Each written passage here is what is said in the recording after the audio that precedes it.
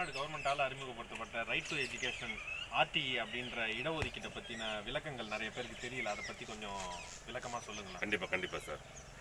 அதாவது 2013-14 தமிழக அரசு பார்த்தீங்கன்னா ரைட் டு எஜுகேஷன் 25% மாணவருடைய சேர்க்கை, அதாவது மெட்ரிகுலேஷன் பள்ளி, பிரைமரி பள்ளிலாம் இங்கிலீஷ் மீடியம்லாம் இருக்குல்ல, அங்கே வந்து நம்மளுடைய பிள்ளைங்களை, அதாவது நம்மளோட பிள்ளைங்க அப்படின்னா வருமானம் கம்மியாக இருக்கிற 2 லட்சத்துக்குள்ள ஆண்டு வருமானம் கம்மியாக இருக்கிற குடும்பத்தினர்கள் வந்து அப்ளை பண்ணலாம். அப்ளை பண்ணால் அவங்களுக்கு ஒரு 50,000 ரூபா ஃபீஸ் சொல்கிறாங்கன்னா 25,000 தான் ஃபீஸு. அதான் உங்களுக்கு புரிகிற மாதிரி சொல்கிறாங்க. 25% அது வந்து சேர்க்கலாம்.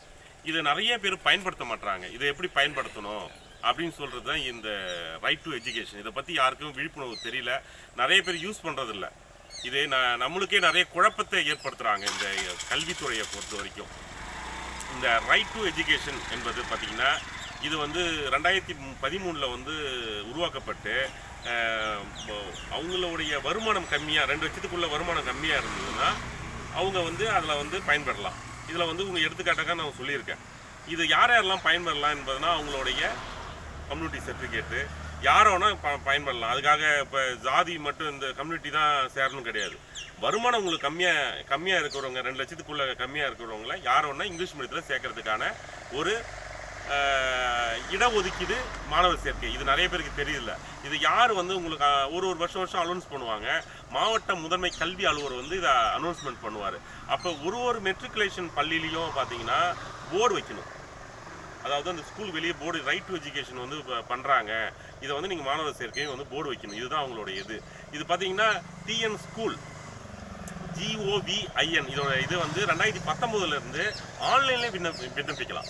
உங்களுடைய பிள்ளைங்களுடைய birth certificate, photo, community certificate, உங்களுடைய இன்கம் சர்டிஃபிகேட்டு, அதாவது இன்கம் வந்து உங்களுக்கு எவ்வளோ தாசில்தார் மூலயமா கொடுக்குற அந்த சர்டிஃபிகேட்டை நீங்கள் வந்து ஆன்லைனில் நீங்கள் ஃபஸ்ட்லாம் வந்து இப்போ இதில் பண்ணுவாங்க. இப்போ ஆன்லைனில் நீங்கள் பதிவு பண்ணலாம். அந்த பதிவு பண்ணோன்னா அவங்க வந்து உங்களுக்கு ஒரு இங்கிலீஷ் மீடியம் இருக்குன்னு வச்சிங்களா, உங்களுக்கு வந்து அதில் ஃபீஸ் ஒரு 20,000 ரூபா 30,000 எல்கேஜியில் சேர்க்கும் போது பார்த்தீங்கன்னா அதில் பாதி ஃபீஸ் உங்களுக்கு கொடுத்துருவாங்க.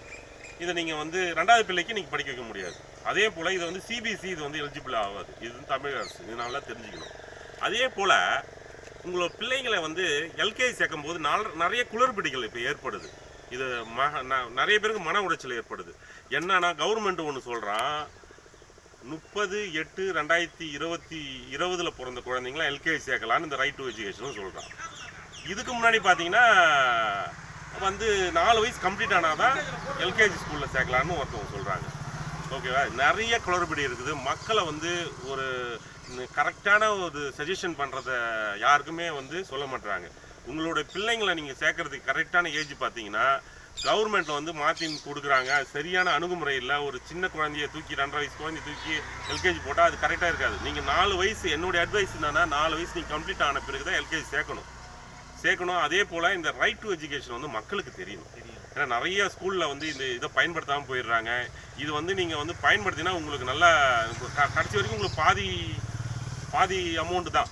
அதை நீங்கள் வந்து நிறைய ஏழை எளிய மக்களை வந்து இதை நீங்கள் பயன்படுத்திக்கணும். உங்களுக்குலாம் தெரிய மாட்டுது. விவரம் தெரிஞ்சவங்க மட்டும்தான் இதை பயன்படுத்துகிறாங்க. அதுக்கு தான் இந்த வீடியோ.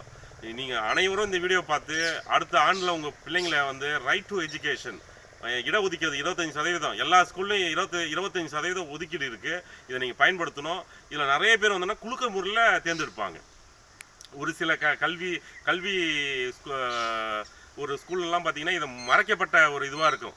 ஓகேங்களா? அது ஆளுங்களுக்குள்ளே ஒரு கிறிஸ்டின் சமுதாயம் ஒரு ஸ்கூலில் இருக்குன்னா அவங்களுக்குள்ளே அதை தேர்ந்தெடுப்பாங்க. பொதுமக்கள் சேராத மாரி அவங்களே அதை தேர்ந்தெடுத்துப்பாங்க. அதை நீங்கள் வந்து கரெக்டாக இதை கொடுத்து இதை நான் கேள்வி கேட்குற அளவுக்கு நீங்கள் இதை பயன்படுத்திக்கலாம். இதை ரைட் டு எஜுகேஷன். இந்த 2019 ஆன்லைன்லேயே இது நீங்கள் பண்ணலாம். இப்போ நம்ம ரைட் டு எஜுகேஷனில் இப்போ வந்து அனௌன்ஸ் பண்ணியிருக்காங்க. அதுதான் இப்போ வந்து பார்த்தீங்கன்னா 4 வயசு தான் குழந்தைய சேர்க்கணும் எல்கேஜிலன்னு ஒரு சென்ட்ரல் கவர்மெண்ட் ஒன்று போட்டிருக்காங்க. இங்கே ஒரு ஸ்டேப் வாங்கியிருக்காங்க. அப்படியே குளறுபடி ஆகும். அதனால் நீங்கள் வந்து குழப்பப்பட வேணாம். 4 வயசு கம்ப்ளீட் ஆன பிறகு எல்கேஜி போடுங்க. ரைட் டு எஜுகேஷனில் வந்து பார்த்தீங்கன்னா இதை வந்து மாணவர்கள் அனைவருக்கும் இந்த இதை வந்து சேருங்க. ஏன்னா இன்றைக்கி நம்மளாம் தமிழ் மீடியம் படிச்சிருக்கலாம். இங்கிலீஷ் மீடியம் படிக்கும்போது அந்த ஃபீஸ் வந்து அதிகமாக இருக்கும். அப்போ உங்களுக்கு பாதி தான் இது. அதனால் இதை தெரிஞ்சுக்கணும். இதோட .com இருக்குது, இது வெப்சைட்டில். அப்படியே இதை பற்றி உங்களுக்கு தெரியலன்னா ஒரு நெட் சென்டரில் போய் இதை அப்ளை பண்ணி கொடுங்க அப்படின்னு சொன்னால் உங்களுக்கு அப்ளை பண்ணி கொடுப்பாங்க. இப்போ அந்த அப்ளை பண்ணுறதுக்கு என்னென்ன உங்களுக்கு தேவைப்படும்னா ஃபோட்டோ, கம்யூனிட்டி சர்டிஃபிகேட், பாப்பாவுடைய பர்த் சர்டிஃபிகேட்டு, குழந்தைங்களுடைய பர்த் சர்டிஃபிகேட் இதெல்லாம் வச்சுன்னா ரைட் டு எஜுகேஷன், அதாவது 25% நீங்கள் வந்து இந்த ரைட் டு எஜுகேஷனும் படிக்கலாம். இது தமிழக அரசு வந்து கொண்டு வந்தது. இதை நீங்கள் மைண்டில் வச்சுன்னு போயிட்டு சிபிஎஸ்சி ஸ்கூலில் போய் தேர்ந்தெடுக்கக்கூடாது. ஓகேங்களா? அது வந்து இந்த விளக்கம். அனைவருமே அடுத்த ஆண்டில் வந்து நீங்கள் இந்த ஆண்டுலேயே மே மாதம் வரைக்கும் இருக்குது, அப்ளை பண்ணுங்கள், எல்லாருக்குமே பயன்படுத்திங்க.